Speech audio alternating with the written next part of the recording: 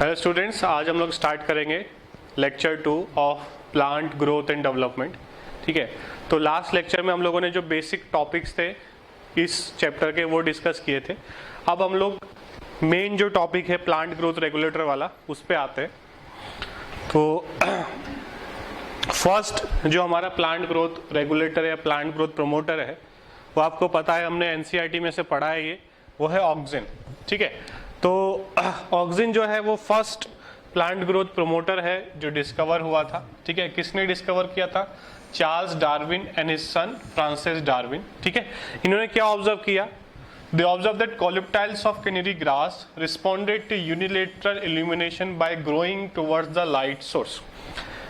मतलब कि जो कैनरी ग्रास थी इसको इन्होंने एक तरफ से, यूनिलेटरल मतलब एक तरफ से इन्होंने लाइट दिया। ठीक है, लाइट सोर्स जो है वो एक तरफ रखा, उधर से इन्होंने कैनरी ग्रास के ऊपर लाइट प्रोजेक्ट किया, तो देखा कि जो कैनरी ग्रास है वो लाइट की तरफ बेंड हो रहा था। ठीक है, उसको इन लोगों ने बोला फोटोट्रॉपिज्म। ठीक है, इस फेनोमेना का इन्होंने नाम दिया phototropism. It was concluded that tip of coleoptile cause the bending of the entire coleoptile. और ये भी इन्होंने पता चला कि जो टिप है ये रिस्पॉन्सिबल है बेंडिंग के लिए। पूरे कोलेप्टाइल का कोई ऐसा ज्यादा रोल नहीं है, मेन जो रोल है वो टिप का है। ठीक है, उसके बाद F.W. वेंड, ये एक और साइंटिस्ट थे जिन्होंने ऑक्सिन को आइसोलेट किया from tips of coleoptiles of oat seedlings. ठीक है, इन्होंने ऑक्सिन को आइसोलेट किया। Auxin was first isolated from human urine. ठीक है, ह्यूमन यूरिन में से पहली बार ऑक्सिन आइसोलेट हुआ था। ठीक है, auxins are produced by growing apices of stems and root. मतलब stem apex and root apex में ये ऑक्सिन जो है ज्यादा अमाउंट में प्रोड्यूस होते हैं। From where they migrate to the regions of their action, और वहां से ये जहां पर इनकी जरूरत होती है उस तरफ माइग्रेट कर जाते हैं। ठीक है, तो इसमें इन्होंने क्या किया, देखो इस एक्सपेरिमेंट में इन लोगों ने क्या किया कि ये जो कैनरी ग्रास था, ठीक है, ये लाइट से बेंड हो रहा था, इधर से लाइट दे रहे तो इधर जो है ये बेंड हो रहा था। फिर इन्होंने क्या किया, एक और एक्सपेरिमेंट किया कि जो टिप है उसको काट दिया। ठीक है, जब टिप को काट दिया और इधर से लाइट दिया तो कोई बेंडिंग इनको देखने को नहीं मिली। ठीक है, अब उन्होंने क्या किया, वही कटे हुए टिप को वापस से इसके ऊपर रख दिया। ठीक है, जब वापस से रख दिया तो ये वापस से बेंडिंग इसकी स्टार्ट होगी। मतलब टिप में से कुछ ऐसा प्रोड्यूस हो रहा था जो बेंडिंग करवा रहा था, और वो टिप से बाकी रीजन्स में भी जा रहा था। जो भी केमिकल था, जो हमें पता चला बाद में कि वो ऑक्सिन था। ठीक है, तो ये बेसिक एक्सपेरिमेंट था जिससे पता चला कि ऑक्सिन होता है, और ऑक्सिन जो है ये लाइट बेंडिंग में हेल्प करता है। ठीक है, उसके बाद टाइप्स ऑफ ऑक्सिन्स की बात करें, नेचुरल जैसे इंडोल 3 एसिटिक एसिड है, इंडोल ब्यूटारिक एसिड है, they are isolated from plants, ये नेचुरल ऑक्सिन्स है। उसके बाद कुछ जब इनके स्ट्रक्चर्स हम लोगों ने स्टडी किए तो केमिकली हम लोगों ने इंडस्ट्री में, लेबोरेटरीज में केमिकली हम लोगों ने बहुत सारे ऑक्सिन्स बना लिए, जैसे कि NaA, naphthalene acetic acid, and 2,4-D। ये सब जो है वो ऑक्सिन्स के टाइप्स ही हैं और ऑक्सिन जैसा ही ये एक्शन दिखाते हैं। ठीक है, सबका एक्शन जो है वो ऑक्सिन जैसा ही होता है। ठीक है, तो हम नेचुरल भी यूज कर सकते हैं, सिंथेटिक भी यूज कर सकते हैं। सिंथेटिक का फायदा ये होता है कि वो थोड़े चीप होते हैं, इजीली अवेलेबल हो जाते हैं। नेचुरल के लिए हमको एक नेचुरल प्लांट में से आइसोलेट करना पड़ेगा जो काफी कॉस्टली पड़ता है। ठीक है, अब जो मेन क्वेश्चंस आते हैं यहां से वो आते हैं हमारे फंक्शन से रिलेटेड। ठीक है, तो फर्स्ट फंक्शन क्या है? To initiate rooting stem cutting from plant propagation. ठीक है, देखो नॉर्मली जब एक कोई प्लांट ग्रो हो रहा है तो ऑक्सिन उसके रूट की ग्रोथ को प्रमोट नहीं करता है एक नॉर्मल प्लांट में, बट उस प्लांट में से, जैसे हम लोग रोज प्लांट को कैसे ग्रो करते हैं कि एक ऑलरेडी ग्रोन रोज प्लांट है उसमें से उसका एक स्टेम कट करेंगे और दूसरे पॉट में हम लगाते हैं। तो जब उसके स्टेम को कट करके और जो एरिया हम सॉइल में डालने वाले हैं उस स्टेम का, अगर वहां पर ऑक्सिन स्प्रे कर देंगे तो वहां पर रूट इनिशिएशन मतलब रूटिंग स्टार्ट हो जाएगी, रूट जल्दी निकलेगा, जिससे क्या होगा, जो स्टेम्स हमने लगाए हैं वो नए रोज प्लांट में डेवलप इजीली हो जाएंगे। ठीक है, मान लो कोई गार्डनर है वो 100 रोज प्लांट्स को स्टेम कटिंग से लगाता है, नए पॉट्स में लगाता है, नए 100 स्टेम्स। तो ज़रूरी तो नहीं है कि वो 100 स्टेम सक्सेसफुल हो जाए, सब में से रोज प्लांट ग्रो हो जाए, नहीं, उसमें से कुछ 30, 40, 50, 60 जो है वो ग्रो होंगे, सारे नहीं होंगे, ठीक है, 50-60% जो है वो ग्रो होते हैं। बट अगर वो ये ऑक्सीजन स्प्रे कर देगा, ठीक है, अगर वो ऑक्सीजन स्प्रे कर देगा स्टेम के उस पार्ट पे जो वो सॉइल के अंदर डालने वाला है, तो उसका जो एफिशिएंसी है वो 80-90% हो जाएगा, ठीक है। तो याद रखना, नेचुरल प्लांट में, ग्रोइंग प्लांट में ये रूट इनिशिएशन नहीं कर रहा है। ये कब कर रहा है रूट इनिशिएशन? जब हम एक स्टेम कटिंग को, यहाँ पे साफ साफ लिखा है स्टेम कटिंग, जब हम दूसरे पॉट में लगाने वाले उससे पहले अगर उस पर स्प्रे करेंगे थे। उसके बाद it promotes flowering in pineapples to prevent fruit and leaf drop at early stages, ठीक है, जल्दी जो है वो फ्रूट प्लांट से नीचे ना गिर जाए, लीफ जो है जल्दी ना गिर जाए। उसके बाद promote abscission of older leaves and fruits, पुराने फ्रूट्स, ओल्डर जो फ्रूट्स है उनके एब्सिशन में हेल्प करता है, ठीक है। उसके बाद इंड्यूस पार्थिनोकार्पी इन टोमेटोज। उसके बाद they are used as herbicides, ठीक है। 2,4-D is used as to kill dicot weeds, it does not affect monocot plants, it is used to prepare weed free lawns, ठीक है। तो अगर हमको कोई मोनोकॉट का खेती करना है और वहां पर हम 2,4-D डालेंगे तो जो डाइकॉट वीड्स है वो सारे किल हो जाएंगे, ठीक है। तो डाइकॉट वीड्स को किल करने के लिए हम इसको एज ए हर्बिसाइड भी यूज कर सकते हैं। उसके बाद control xylem differentiation and help in cell division, ठीक है। तो ये सारे जो है इसके फंक्शंस है, हमको याद रखने हैं, ठीक है। अब देखो, मोस्टली इस चैप्टर में से एनसीईआरटी लेवल क्वेश्चन आता है, तो ये सारे पॉइंट जो है वो एनसीईआरटी लेवल भी है। आगे के एक वीडियो में जो भी इसमें हाई लेवल पूछा जाता है वो मैं डिस्क्राइब कर दूंगा, तो वो भी आप पॉइंट्स इसमें नोट कर लेना। या फिर आप क्या करना कि ये इस चैप्टर के नोट्स अभी मत बनाना, ठीक है। जब थर्ड वीडियो आ जाएगा, ठीक है, जब थर्ड वीडियो आ जाएगा तब आप सेकेंड और थर्ड दोनों मिलाकर आप नोट्स बनाना। तो ऑक्सीजन के बारे में जो भी हाई लेवल है वो यहीं पर आप ऑक्सीजन के साथ नोट डाउन कर लेना। बट 80-90% टाइम्स इसमें से ही क्वेश्चन आएगा, उस हाई लेवल में से नहीं आएगा, ठीक है। फिर भी कि भाई कुछ छूटे ना हमारा, तो हम उसको भी कवर कर लेंगे नेक्स्ट लेक्चर में, ठीक है। तो सेकेंड और थर्ड लेक्चर के जो नोट्स है वो आप साथ में बनाना, ठीक है। जब थर्ड लेक्चर आ जाए उसके बाद ही बनाना। अभी सिर्फ आप इस वीडियो को देख लो, समझ लो और एनसीईआरटी से इस चीज को रीड कर लो, ठीक है। आगे चलते हैं। उसके बाद हम लोग in higher plants the growing apical bud inhibits the growth of lateral axillary buds, ठीक है। तो जो हायर प्लांट्स है उसके अंदर क्या होता है, एपिकल बर्ड जो है वो लेटरल बर्ड के ग्रोथ को इनहिबिट करता है और इसी फेनोमेना को हम बोलते हैं एपिकल डोमिनेंस, ठीक है। और एपिकल डोमिनेंस जो है वो हमें याद रखना है, it is related to oxygen. Oxygen कहीं पे भी अगर कहीं वर्ड आता है तो हमारे दिमाग में जो दूसरा वर्ड स्ट्राइक करना चाहिए, दैट इज एपिकल डोमिनेंस। मतलब ये प्लांट को बोलता है, ये प्लांट को ये प्रमोट करता है टू इंक्रीज इट्स हाइट। ये लेटरल ग्रोथ को इनहिबिट करता है और प्लांट की एपिकल ग्रोथ को प्रमोट करता है, ठीक है।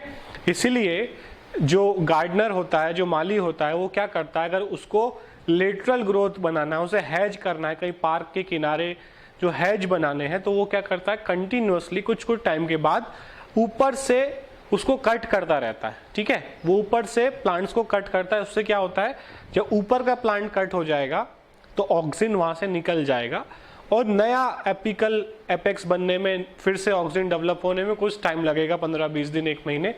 तो क्या होगा, जब तक लेटरल ग्रोथ होती रहेगी और वो प्लांट जो है डेंस हो जाएगा, हैज जो है वो अच्छा तैयार हो जाएगा। फिर नेक्स्ट मंथ फिर माली आता है, फिर ऊपर से कट करता है, जिससे जो हैज जो है वो डेंस बन जाता है, पूरा एक वॉल जैसा जो हम लोग पार्क के किनारे सब बनाते हैं, ठीक है। तो ऑक्सीजन जो है वो क्या चाहता है, प्लांट का एपिकल ग्रोथ हो, हाइट बढ़े, ठीक है। Removal of shoot tips result in the growth of lateral bird. और अगर हम ऊपर से कट कर देंगे तो लेटरल ग्रोथ बढ़ जाएगा। It is applied in tea plantation and has making, ठीक है। टी का खेती करने में उसको डेंस बनाने के लिए, ठीक है, जो टी गार्डन से उनको डेंस बनाने के लिए हम लोग ऊपर से उसको कट करते रहते हैं, या दूसरा जो हेज मेकिंग जो हम लोग घर पे या लॉन्स में करते हैं, ठीक है। उसके बाद सेकंड हमारा प्लांट ग्रोथ प्रोमोटर है जिब्रेलिन, ठीक है। दीज आर एसिडिक, ठीक है, ये हमको याद रखना है, these are acidic plant growth regulators, ठीक है। किसने फाइंड किया था? E Kurosawa treated sterile filtrates of Gibberella fujikuroi a fungus, ठीक है। तो सबसे पहले जो जिब्रेलिन है वो एक फंगस में से आइसोलेट हुआ था जिसका नाम था जिब्रेला फ्यूजिक्यूरी, ठीक है। ये जो फंगस है इसमें से फर्स्ट टाइम जिब्रेलिन मिला था। तो इन्होंने क्या किया, ये जो फंगस है ये एक डिजीज कॉज करता था जापान में जिसको बकैने डिजीज और फुलिश सीडलिंग इन राइस बोलते थे, ठीक है। तो वहां के जो राइस है वो बहुत थिन हो जाते थे, ठीक है, इस तरीके से हो जाते थे, इन्फेक्शन हो जाता था। तो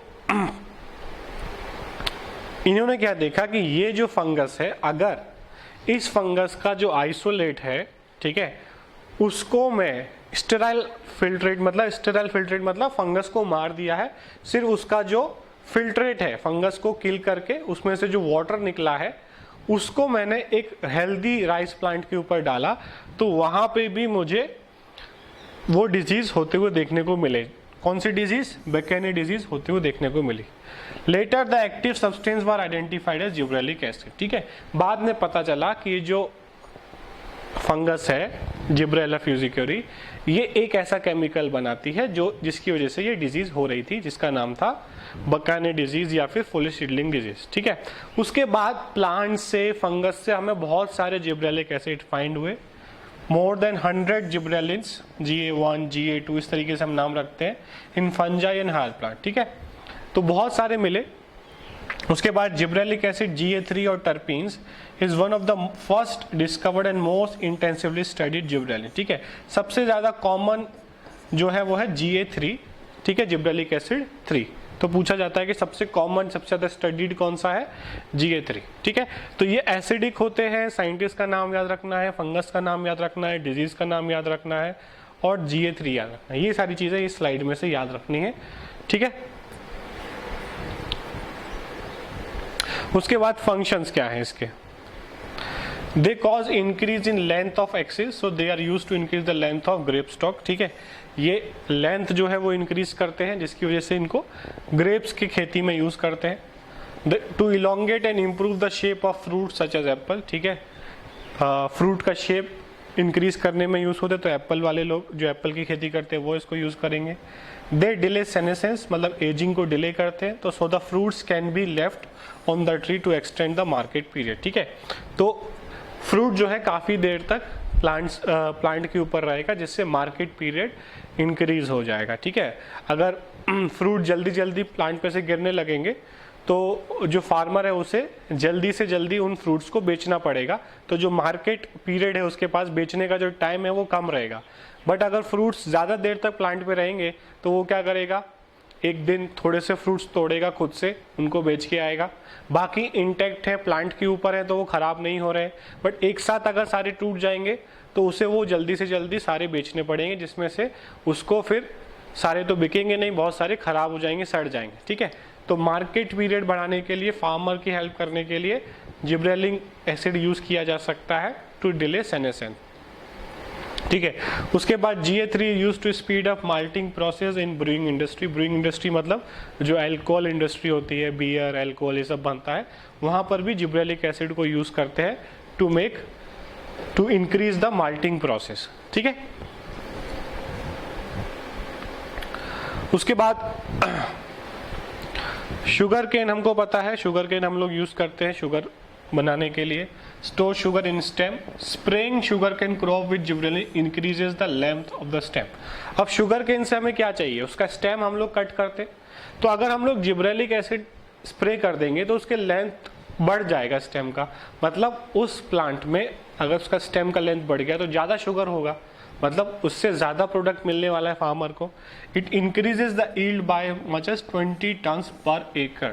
मतलब अगर एक खेत में से, नॉर्मली एक खेत में से एक फार्मर को 20 टन्स जो है शुगर केन मिलता था, तो अगर वो जिब्रेलिक एसिड स्प्रे करेगा तो उससे 40 टन मिलेगा उसी खेत में से, सिर्फ जिब्रेलिक एसिड स्प्रे करने की वजह से, जिससे अब उसको जो पैसे मिलने वाले हैं, पहले 20 टन के मिलने वाले थे, 40 टन के मिलेंगे, मतलब उसकी इनकम डबल हो जाएगी। सिर्फ जिब्रेलिक एसिड स्प्रे करना है, बाकी वही उतने ही एरिया चाहिए, क्योंकि लेंथ बढ़ रही है, सिर्फ प्लांट की हाइट बढ़ रही है, तो कोई एक्स्ट्रा एरिया तो नहीं चाहिए, ना एक्स्ट्रा कोई एफर्ट चाहिए, सिर्फ और बाकी पानी और वो सब तो फार्मर वैसे भी डालने ही वाला है, ठीक है। तो ये काफ़ी अच्छी चीज़ है जो फार्मर्स यूज़ कर सकते हैं शुगर केन के कल्चर में। उसके बाद spraying juvenile conifers with gibberellic acid hastens the maturity period, it leads to early seed production, ठीक है। अगर हमको अर्ली सीड प्रोडक्शन करना है तो हम लोग जिब्रेलिक एसिड को यूज़ कर सकते हैं कॉनिफर्स में। उसके बाद for bolting internode elongation just prior to flowering in beet, cabbage and many plants with rosette habit, ठीक है। तो इंटरनोड इलोंगेशन हम कर सकते हैं बाय यूजिंग जिब्रेलिक एसिड, और उसको हम बोलते हैं बोल्टिंग। मतलब दो नोड्स के बीच में जो इंटर नोड है उसको अगर मुझे लंबा करना है, इंटर नोड को इलोंगेट करना है, जैसे कैबेज है, ठीक है, बीट है, अगर उसमें हमको यूज करना है तो हम यहाँ यूज कर सकते हैं, ठीक है। उसके बाद थर्ड हमारा जो प्लांट ग्रोथ प्रोमोटर है वो है साइटोकाइनिन, ठीक है। नाम से पता चलता है कहीं ना कहीं ये सेल डिवीजन में हेल्प करता होगा। F. Skoog and Co-Farker observed that from internodal segments of tobacco stems, the callus proliferated only in the nutrient medium was supplemented with extract of vascular tissue, yeast extract, coconut milk और DNA, ठीक है। इन्होंने क्या देखा, ये लोग tobacco stem में से कैलस जो है को ग्रो करते थे लेबोरेटरी के अंदर। कैलस क्या होता है, मास ऑफ अनडिफरेंशिएटेड सेल्स, ठीक है।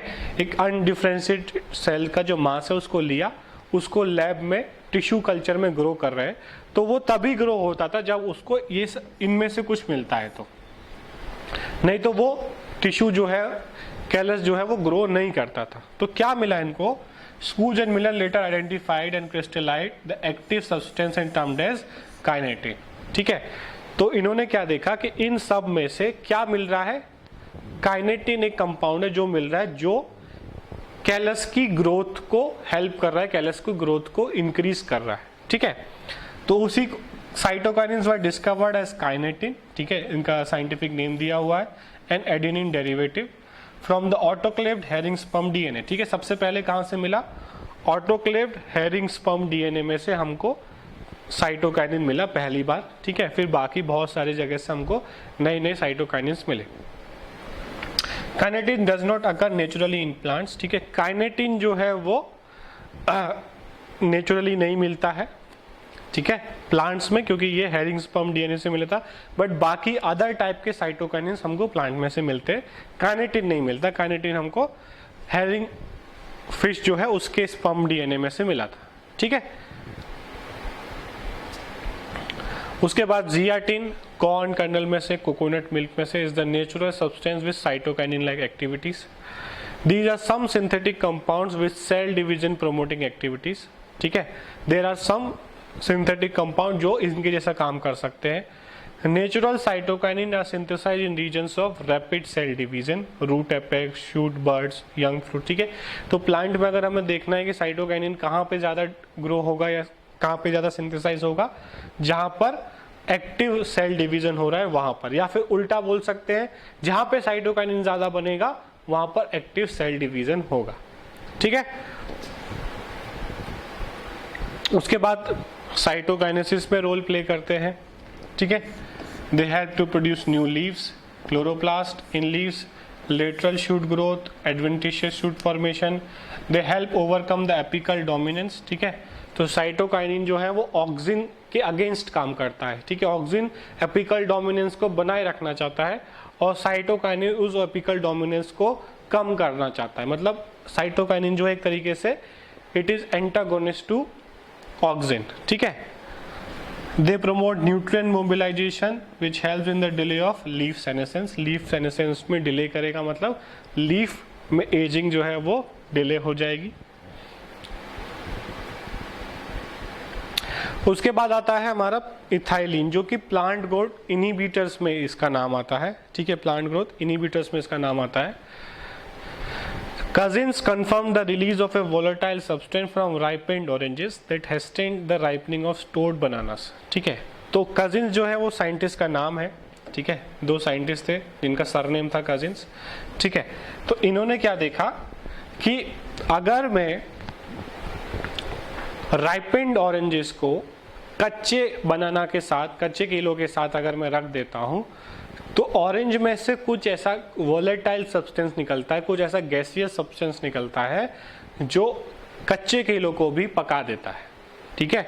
मतलब पके हुए ऑरेंज में से या पके हुए फ्रूट्स में से कुछ ऐसा केमिकल निकल रहा है, वोलेटाइल केमिकल गैसियस फॉर्म में, जो कच्चे केलों को या कच्चे फ्रूट्स को राइपनिंग करने में हेल्प कर रहा है, ठीक है। तो फर्स्ट टाइम इन्होंने ये देखा और उसको इन्होंने आइडेंटिफाई किया है, ethylene. It is a simple gaseous PGI. ये बहुत इंपॉर्टेंट है कि ये गैसियस है, बाकी सारे गैसियस नहीं थे। ये सिंगल ऐसा प्लांट ग्रोथ प्रोमोटर है, प्लांट ग्रोथ रेगुलेटर है जो गैसियस फॉर्म में रिलीज होता है। It is synthesize in large amount by tissues undergoing senescence and ripening fruits, ठीक है। तो जिनमें एजिंग हो रहा है वहां पे ये बहुत ज्यादा बनता है, और राइपनिंग फ्रूट्स में, जो फ्रूट्स पक रहे हैं, राइपनिंग हो रहे हैं, उनमें हमें इथाइलिन ज्यादा बनता हुआ देखने को मिलेगा, ठीक है।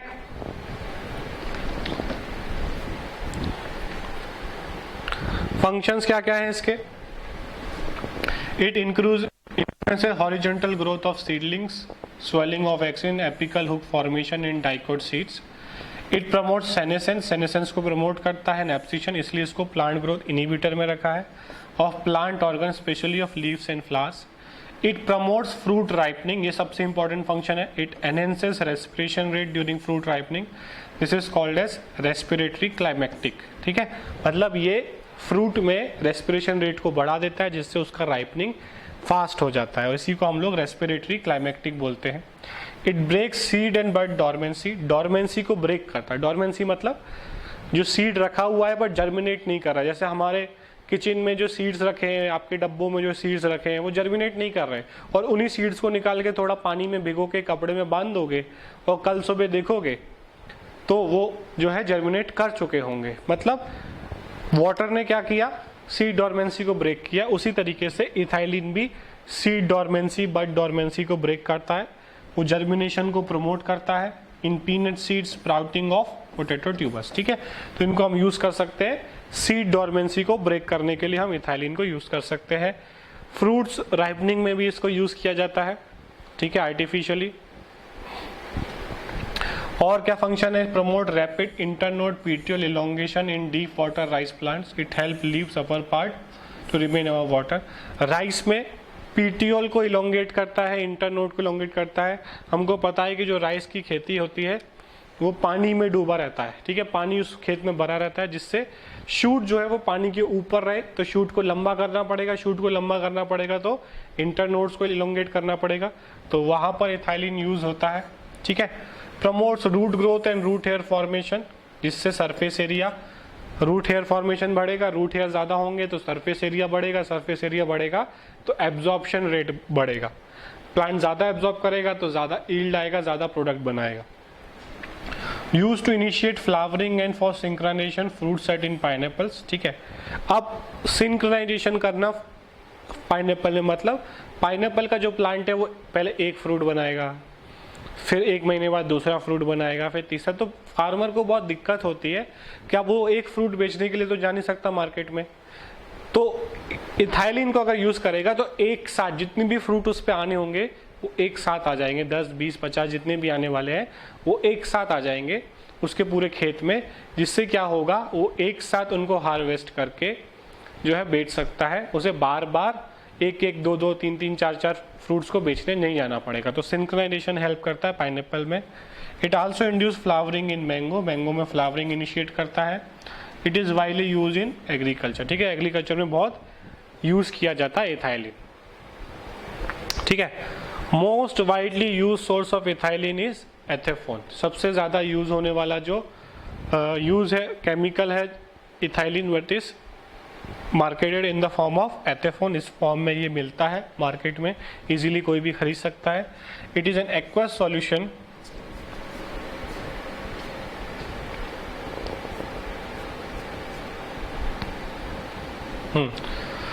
ये हम लोगों ने कर लिया।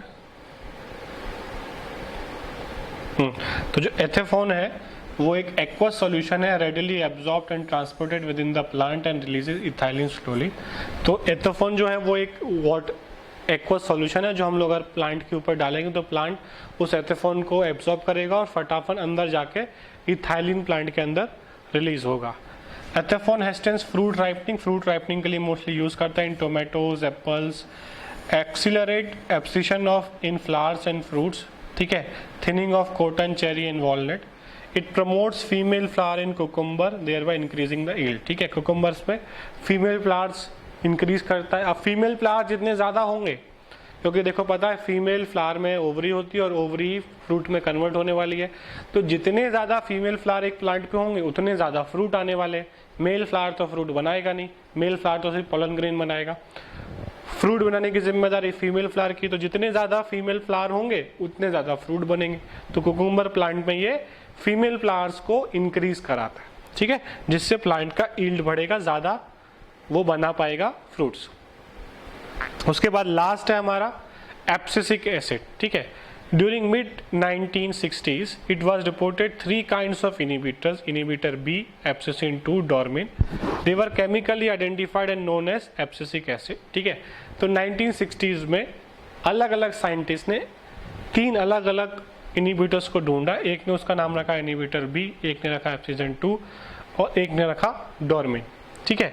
दे वर केमिकली आइडेंटिकल। बाद में पता चला कि उन तीनों ने एक ही चीज़ ढूंढी है जिसका नाम है abscisic acid. It is the derivative of carotenoids. Carotenoids हम ऑलरेडी पढ़ चुके हैं, उसी से मॉडिफिकेशन से एब्सिसिक एसिड बनता है प्लांट के अंदर। It regulate abscission and dormancy, ठीक है, इसलिए इसका नाम एब्सिसिक एसिड रखा गया है। It act as an inhibitor of plant growth and metabolism. Plant growth और मेटाबॉलिज्म को इनिबिट करता है, सीड जर्मिनेशन को इनिबिट करता है। It stimulates closure of stomata and the epidermis, stomata को क्लोज करता है। It increases the tolerance of plant to various kind of stress, ठीक है। जब प्लांट स्ट्रेस में होता है तो उस स्ट्रेस से लड़ने की क्षमता प्लांट के अंदर डेवलप करता है, इसलिए इसको हम लोग स्ट्रेस हार्मोन बोलते हैं। स्ट्रेस हार्मोन मतलब स्ट्रेस से लड़ने में हेल्प कर रहा है, एंटी, एक तरह से सही से बोला जाए तो एंटी स्ट्रेस हार्मोन है ये इसका, ठीक है, प्लांट का स्ट्रेस से लड़ने में हेल्प करने वाला हार्मोन है। It has an important role in seed development, maturation and dormancy. Seed dormancy by ABA helps to withstand desiccation and other factors unfavorable for growth, ठीक है। तो ये सीड डोरमेंसी को बढ़ाता है क्योंकि उसे पता है कि बाहर की जो कंडीशन है वो अनफेवरेबल है, तो उस सीड को इस तरीके से तैयार करता है एब्सिसिक एसिड कि वो वैसे का वैसा पड़ा रहे, खराब ना हो, टूट ना जाए, सीड खराब ना हो जाए, और जब फेवरेबल कंडीशन आए तब वो जर्मिनेट करे, ठीक है। तो प्लांट को, सीड को बुरे वक्त के लिए, अनफेवरेबल टाइम्स के लिए ये प्रिपेयर करता है, ठीक है।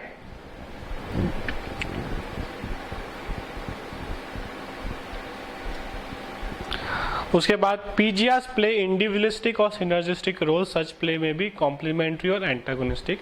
अब ये जितने भी हम लोगों ने 5 तरीके के हार्मोन्स पढ़े, ये ऐसा नहीं है कि सब अपना इंडिविजुअली ही काम करेंगे, ये सब साथ में मिलके भी काम कर सकते हैं और एक दूसरे के एंटागोनिस्ट भी काम कर सकते हैं। जैसे मैंने बताया था ऑक्सिन और साइटोकाइनिन एपिकल डोमिनेंस में एंटागोनिस्ट काम करते हैं। तो interact to affect dormancy in seeds, birds, ये सारी चीज़ों में ये इंटरेक्ट करते हैं। In most cases A B act as an antagonist to gibberellic acid. ये एक और हम लोगों ने देखा यहाँ पर कि जो ए बी है वो किसके एंटागोनिस्ट काम करता है, मोस्टली जिब्रेलिक एसिड के। उसी तरीके से साइटोकाइनिन ऑक्सिन का एंटागोनिस्ट काम करता है। बट ज़रूरी नहीं है सब जगह ऐसा ही होगा, हर कंडीशन में ऐसा ही होगा। कहीं पर वो दोनों साथ में भी काम कर रहे होंगे, कहीं पे इंडिविजुअली भी काम कर रहे होंगे और कहीं पर एंटागोनिस्ट भी काम कर रहे होंगे। डिपेंड करता है कौन से फंक्शन के रिलेटेड वो काम कर रहे हैं, क्योंकि इनका कोई एक फंक्शन नहीं है, ठीक है। फैक्टर्स क्या क्या अफेक्ट करते हैं इनके एक्शन को? Intrinsic factor, genomic, DNA control करता है इन हार्मोन के रिलीज को, सिंथेसिस को। एक्सट्रिंसिक फैक्टर्स, लाइट और टेम्परेचर, ठीक है। उसके बाद आता है हमारा role of light and temperature in flowering. Flowering में क्या रोल है? तो इस टॉपिक को हम बोलते हैं फोटो पीरियोडिज्म। हम लोगों ने एनसीईआरटी में से भी पढ़ा था कि जो प्लांट्स होते हैं उनको हम लोगों ने 3 पार्ट में डिवाइड किया है, long day plant, short day plants और day neutral plants according to exposure of light. ठीक है, it is the response of plant to periods of day and light. Some plant require high light to induce flowering. Based on light duration plants are 3 groups. ठीक है, long day plant जिनको एक well defined जो light duration है उससे ज़्यादा light चाहिए, short day plant जिनको एक वेल डिफाइंड लाइट ड्यूरेशन से कम लाइट चाहिए, और डे न्यूट्रल प्लांट जिनको लाइट के ड्यूरेशन से कोई फर्क नहीं पड़ता। They have no correlation between exposure of light and induction of flowering. ठीक है, तो 3 तरीके के प्लांट्स हमको याद रखना है, ये इसमें ज़्यादा कुछ समझने जैसा नहीं है। उसके बाद while shoot apex modify into flowering apex, they cannot perceive photo periods. The site of perception of light dark duration is the leaves. ठीक है, अब फ्लावरिंग हो रहा है बट फ्लावर्स लाइट को डिटेक्ट नहीं कर सकते। लाइट को कौन डिटेक्ट करेगा प्लांट में? लीव्स, और लीव्स सिग्नल देंगे फ्लावर्स को अबाउट लाइट। ठीक है, तो लाइट है या नहीं है ये फ्लावर्स डिटेक्ट नहीं कर सकते, वो लीव्स ही डिटेक्ट कर सकते हैं। ठीक है, it has been hypothesized that there is a hormone for flowering. When plants get enough photo period the hormone migrates from leaves to shoot to induce flowering. ठीक है, तो इसका मतलब ये है कि कोई एक हार्मोन है जो लीव्स में बनता है। जब लीव्स को पता चलता है कि भाई हाँ इतना फोटो पीरियड हो गया जितना इस प्लांट को चाहिए, तब वो हार्मोन लीव्स से निकल के फ्लावर्स में जाता है, फ्लावर को बोलता है कि अब तुम ब्लूम कर सकते हो, फ्लावरिंग कर सकते हो। ठीक है, उसके बाद लास्ट टॉपिक है हमारा vernalization. It is the phenomena in which some plants depend quantitatively और qualitatively on exposure of to low temperature for flowering. मतलब बहुत सारे प्लांट्स को, फ्लावर्स को फ्लावरिंग से पहले एक लो टेम्परेचर का ड्यूरेशन चाहिए। ठीक है, इसलिए हम देखते हैं मोस्टली कि फ्लावर्स हमको खिले हुए कब मिलते हैं? सुबह सुबह टाइम में। क्यों? क्योंकि रात के टाइम पे 2 बजे से लेके 5-6 बजे तक टेम्परेचर लो हो जाता है, और उसी को हम बोलते हैं वर्नलाइजेशन। मतलब बर्ड को ओपन होने के लिए, बर्ड को फ्लावर बनने के लिए एक लो टेम्परेचर का ड्यूरेशन चाहिए होता है। ठीक है, मोस्ट ऑफ द प्लांट्स में, उसको हम बोलते हैं vernalization. It prevents precocious reproductive development late in the growing season. ठीक है, जल्दी बर्ड ओपन ना हो जाए उसको प्रिवेंट करता है। It enables plant to have sufficient time to reach maturity. ठीक है, और प्लांट को पूरा टाइम मिले मैच्योरिटी तक पहुंचने के लिए, उसमें हेल्प करता है।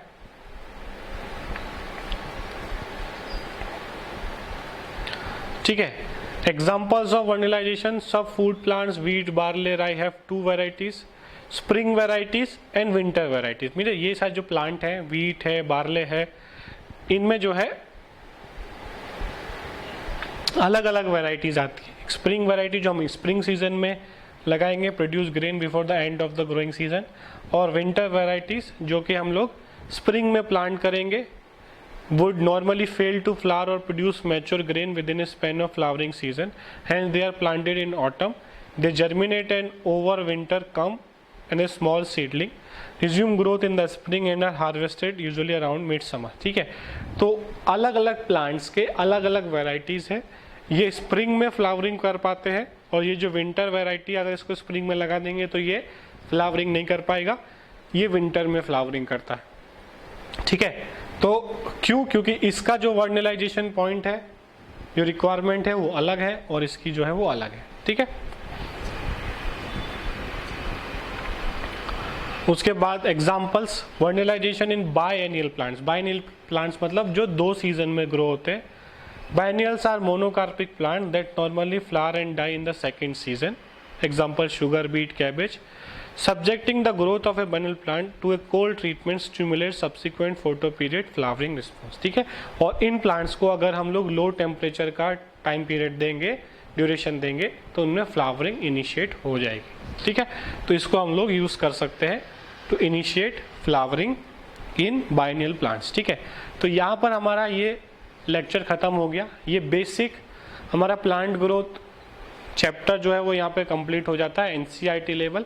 अब ये जो प्लांट ग्रोथ प्रोमोटर्स के बारे में जो एक्स्ट्रा पॉइंट्स हैं, जो एक्स्ट्रा चीज़ें हमको पढ़नी है, वो नेक्स्ट लेक्चर में कर दूंगा। 80 to 90% चीज़ें इन दोनों लेक्चर में कंप्लीट हो गई। इसके बाहर क्वेश्चंस नहीं आते। जो भी इसके बाहर का पूछा जाता है वो नेक्स्ट लेक्चर में मैं आपको जो है वहाँ पर बता दूंगा। तो इस लेक्चर के नोट्स अभी आपको नहीं बनाने, थर्ड लेक्चर के बाद सेकंड और थर्ड दोनों के नोट्स एक साथ बनाने, ठीक है। तो सारे पॉइंट्स एक जगह पर ही आ जाएंगे, ठीक है। Thank you.